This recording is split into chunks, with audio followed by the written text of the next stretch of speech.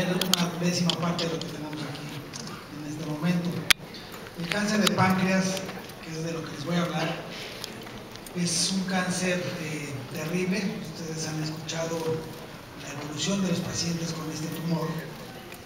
No es la neoplasia más común, pero fíjense ustedes cómo es la cuarta causa de muerte por cáncer en ambos sexos, en México, Estados Unidos y yo diría prácticamente todo el mundo, con mínimas variaciones. Es un cáncer que la incidencia es prácticamente igual a la mortalidad, es decir, casi todos los pacientes que tienen cáncer de páncreas a la larga morirán de cáncer de páncreas, pero hay algunas excepciones. Hay pacientes que sobreviven o hay variantes histológicas que hacen que la evolución sea mejor, y la cirugía por esto mismo sigue teniendo un papel muy importante. Los factores de riesgo claramente identificados son el tabaquismo. Ustedes han oído esto, está en las cajetillas de los cigarros y la gente sigue fumando, y esto es algo sorprendente, pero está bien demostrado que el tabaquismo es un cancerígeno franco por múltiples sustancias que tiene. La pancreatitis crónica hereditaria tiene una frecuencia mayor de cáncer de páncreas, no la pancreatitis crónica esporádica o la que está asociada al alcoholismo, por ejemplo, esa no, pero la hereditaria sí. El hábito dietético, la dieta de grasas, grasas saturadas, baja en vegetales, frutas, etcétera, también se ha implicado que tiene poca forma de medirse como tal. La obesidad, particularmente la obesidad central y la grasa visceral, son factores francos de riesgo para cáncer, particularmente cáncer de páncreas, y alguna otra expresión ambiental. Hay síndromes hereditarios muy fuertemente asociados al cáncer de páncreas, como es, ya les menciono, la pancreatitis crónica hereditaria, pero también los síndromes de poliposis, el Peutz-Jeghers y otras poliposis familiares están en mayor riesgo de cáncer de páncreas. Y toda esta lista que tienen ahí en la parte de síndromes hereditarios son pacientes que sí tienen riesgo de cáncer de páncreas, y es una población en la que a edad temprana se podría buscar particularmente en el páncreas alguna lesión precursora de cáncer. Caray. Mejor que fuera rápido.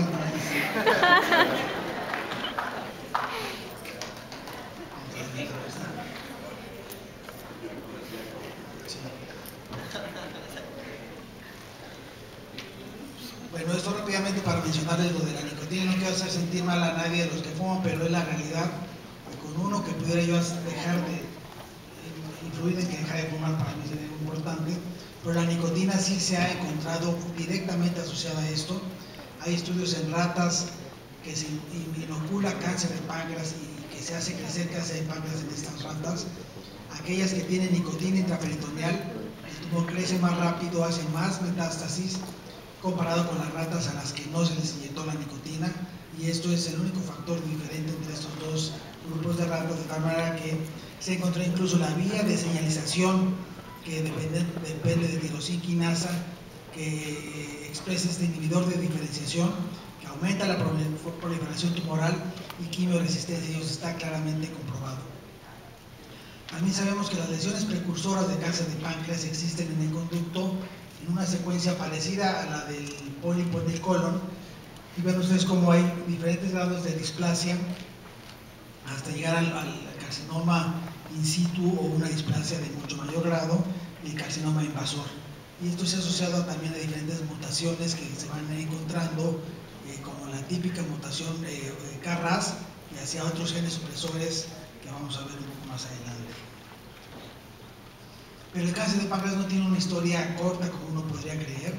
Estas lesiones a nivel del conducto, que se llaman PANIN, o neoplasia intraepitelial pancreática, tienen una evolución de años. Entonces, de PANIN 1 a PANIN 2, que son diferentes grados de displasia, pueden pasar 10 años, por ejemplo, a que haya una lesión más grande o de mayor displasia, y ya en la etapa clínica, donde el paciente desarrolla síntomas, ya es la etapa muy tardía en esta evolución genética tan grande que va causando mutaciones y alteraciones en el conducto.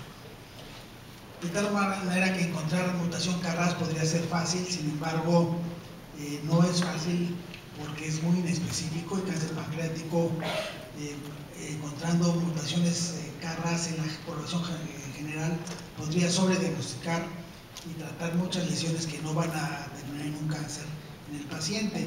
Este es un estudio donde se compararon pacientes con KRAS mutado y no mutado, y la sobrevida entre ambos grupos fue exactamente igual en pacientes con adenocarcinoma ampular. Pero también se han encontrado genotipos del KRAS, y hay uno que se llama G12D, que sí tiene diferencias en cuanto a pacientes que tienen una sobrevida menor o recurrencias tempranas, comparado con los que no tienen esta mutación ya del genotipo, de tal manera que el genotipo de KRAS G12D, como este estudio lo demostró, podría utilizarse para estratificar a pacientes con mayor riesgo de recurrencia y menor sobrevida. Y esto lo menciono un poco con lo que mencionó el doctor Mercado del futuro del cáncer de páncreas en cuanto a identificar mutaciones y factores de riesgo a este nivel para los pacientes. Pero la parte clínica es la parte que interesa en esta etapa, y la obstrucción biliar es lo que da la principal alarma en la mayoría de los pacientes que tienen el cáncer en la cabeza del páncreas. Entonces hay ictericia, prurito y todo esto que da la alarma para que se den los pacientes, pero a veces puede haber inicios atípicos como una pancreatitis o colangitis que hace sospechar, o una diabetes en pacientes de edad mayor, por ejemplo una diabetes a los 70 años, 75 ya no es la etapa habitual de inicio de la diabetes mellitus tipo 2 típica, o alguna otra manifestación menos frecuente. La mayoría de estos cánceres se presentan en la cabeza del páncreas, como ustedes ven en el dibujo, y son en los que podemos hacer el diagnóstico temprano. Cuando se presenta en la cola, que afortunadamente no es en la mayoría, pero bueno, lo vemos frecuentemente también, los síntomas son muy tardíos y generalmente es dolor abdominal, y esto hace que generalmente se puede hacer poco desde el punto de vista quirúrgico. Cuando es en la cabeza, por ser temprana la manifestación, tenemos oportunidad de intervenir un poco más. En cuanto al diagnóstico, la tomografía sigue siendo el estándar de oro para estos pacientes, pero existen otros estudios útiles como la resonancia, el ultrasonido endoscópico, que vamos a ver a continuación, son armas muy útiles para poder hacer el diagnóstico. La tomografía nos ayuda mucho para poder correlacionar la parte anatómica que viene de la cirugía después, porque con la tomografía podemos ver el tronco celíaco, la arteria mesentérica, vasos mesentéricos en general, y poder predecir de forma muy adecuada si el tumor es resecable o no. En esta tomografía se ve una muy probable invasión al tronco celíaco, tomando la arteria hepática y las arterias del tronco celíaco, y esto nos puede predecir con una gran sensibilidad y especificidad si se puede quitar o no. La CEPRE prácticamente no se utiliza como fines diagnósticos, y ven ustedes cómo esta resonancia da una imagen prácticamente igual a la de una CEPRE. La CEPRE tiene riesgos, como ustedes saben, de tal manera que no se utiliza nunca en forma diagnóstica, pero sí para hacer alguna paliación en pacientes no quirúrgicos. El ultrasonido es tan importante como la tomografía, nos ayuda para identificar la invasión vascular con mayor precisión, y puede hacer biopsia de la lesión o incluso de metástasis ganglionares, y en algunos casos se requiere biopsia, no en todos. Cuando un tumor es claramente resecable y el cuadro clínico compatible, no se requiere una biopsia, pero si se va a dar, por ejemplo, quimioterapia neoadyuvante, entonces sí se requeriría de una biopsia. El quitar o no un tumor en la cabeza del páncreas depende del involucro a los vasos mesentéricos, prácticamente tronco celíaco, arteria mesentérica superior y vena mesentérica superior. Cuando hay invasión venosa, como ustedes ven aquí, se puede hacer algún tipo de resección, y no es una contraindicación para esto. Cuando hay invasión arterial, generalmente estamos hablando de irresecabilidad. Estos son algunos de nuestros casos donde hemos puesto injertos entre la vena porta y mesentérica para quitar tumores. Pueden ser injertos autólogos de vena yugular interna o algún otro injerto sintético. Y bueno, el procedimiento es importante, el procedimiento quirúrgico, hablando de pancreatoduodenectomía, es importante hacerlo de una forma estandarizada, muy rutinaria, para poder tener mejores resultados. Generalmente no hacemos el Whipple clásico, que incluye la anterectomía, sino que preservamos el píloro con una linfadenectomía estándar. Esta operación la hacemos a través de línea media y no incisiones subcostales que en algunos lugares se utilizan, pero con un buen separador automático es suficiente para hacer esto. Se inicia con una colecistectomía y lo que se llama maniobra de Cohen muy extensa, que es movilizar el duodeno hacia la izquierda, pasando por la vena cava, llegando a la aorta, y poder así evaluar con esta maniobra a la arteria mesentérica superior y ver si hay invasión a este nivel.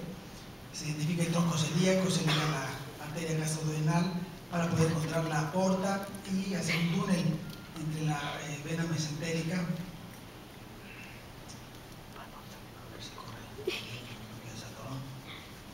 Ese es el túnel que se hace normalmente entre la vena mesentérica y la aorta por detrás del cuello del páncreas para poder aislar el cuello para su sección posterior a este nivel del cuello del páncreas. Se liga entonces estas tributarias. Normalmente hacemos preservación pilórica.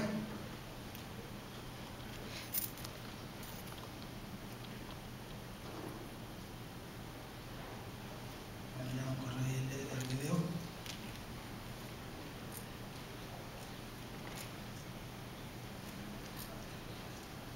Hacemos preservación del píloro, se secciona el yeyuno y bueno, ya estamos preparados para hacer la sección del cuello del páncreas. A ver si corre aquí la película, se funcionaba.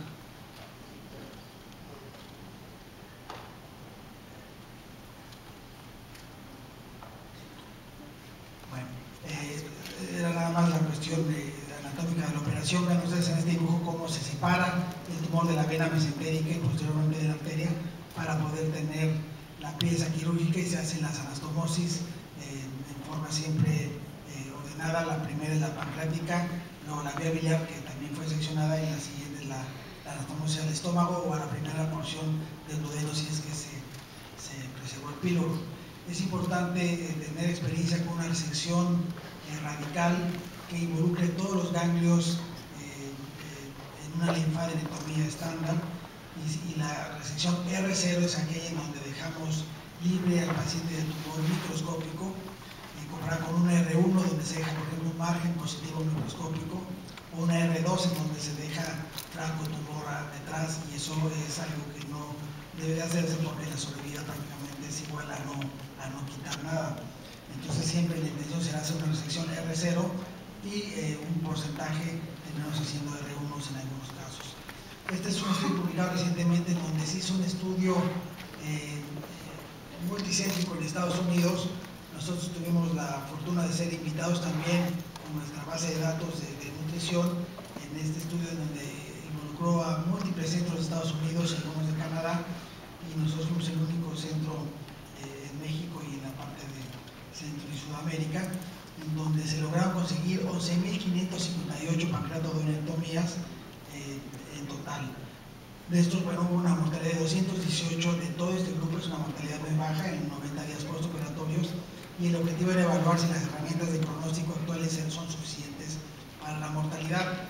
Y fíjense ustedes lo que se encontró: el 40% de las muertes por complicaciones, de las muertes son por complicaciones del procedimiento, solo 40% de las muertes, 21% por errores técnicos de alguna manera, 15% por una selección no adecuada de los pacientes, y solo 5.5% por progresión del cáncer o algún problema relacionado al cáncer en los primeros días. De tal manera que la predicción del riesgo quirúrgico, además de la comorbilidad de lo que nosotros ya sabemos, tiene un factor muy importante, que es la decisión del cirujano, el centro donde se hace, el volumen de pacientes que se tiene. Entonces es muy importante para tener una adecuada evolución de acuerdo a todas estas decisiones, muchas de ellas transoperatorias. El tratamiento siempre es multidisciplinario, particularmente en aquellos tumores que no están tan clara la resecabilidad. Se puede utilizar terapia neoadyuvante, y eso lo hemos utilizado en algunos casos con muy buena respuesta. Y algunos pacientes responden a gemcitabina y otros no, que es uno de los principales agentes de quimioterapia. Se ha encontrado que depende la acción de la gemcitabina de un receptor que se llama GET1 en estudios recientes, y esto se demostró que aquellos que expresan este receptor, como en la parte de hasta la izquierda, tienen mejor sobrevida, mejor tiempo libre de recurrencias que cuando no se expresa este receptor, y es por esto que algunos pacientes pueden responder a tratamiento con quimioterapia y otros no. Se han identificado incluso los receptores responsables de esto, y esto, bueno, es otro factor importante. Otro dato interesante recientemente publicado es que el mecanismo de acción de gemcitabina requiere acoplamiento de un receptor y de la célula maligna, y esto se sabe el mecanismo de acción de esto, y se ve que la radioterapia tiene un efecto contrario, separa este acoplamiento de receptores, de tal manera que en la combinación quimioterapia y radioterapia es muy importante la secuencia. No es lo mismo dar primero la radioterapia que darla antes de la gemcitabina que después, y esto se ha demostrado que debe de haber por lo menos 3 ciclos de gemcitabina antes de empezar la radioterapia para no poner los mecanismos de acción. Entonces esto también es algo importante, y este es otro estudio en donde no se buscaba ni se sabía este mecanismo, pero se ve que la sobrevida de los pacientes que recibieron quimioterapia por lo menos 3 ciclos antes de la radioterapia tuvieron una mejor sobrevida que cuando se invierte este tratamiento. Entonces el timing de la quimioterapia es muy importante. ¿Va a haber otro caso clínico? Páncreas metastásico es algo muy serio, poca sobrevida, pero la terapia drogas como Furfinox es que sí le dije. Finalmente, el geninjerto personalizado es parte del futuro del cáncer de páncreas, el tener un ratoncito con cáncer de páncreas de cada paciente y ver cómo responde a quimioterapia, cómo evoluciona, e incluso se vio que los pacientes que recibieron quimioterapia adyuvante, esas células se injertaron en menor proporción en los ratones, de tal manera que es importante esto. Y también la progresión del tumor en el ratón predice en muchos días o meses antes la progresión del tumor en el paciente, y todo esto tiene implicación en el seguimiento y en los tratamientos que se aplican. Hemos demostrado que la calidad de vida es buena con la operación. Ya no me da tiempo de demostrarles mucho este estudio, pero la calidad de vida de los pacientes posterior a la operación es buena, y eso también justifica sin duda el tratamiento quirúrgico de cáncer de páncreas, aunque a la larga pueda haber recurrencias. Como les mencionaba, estamos muy contentos de tener el primer capítulo mexicano de la Asociación Americana de Hepatopancreato Biliar, y esto fue un logro que hemos tenido pues, varios de los que aquí estamos dedicados a esto, y esto será en Cancún. La página donde pueden tener información sobre esto es la que ven ahí, www.amhpb.com.mx, y va dirigido a médicos en general.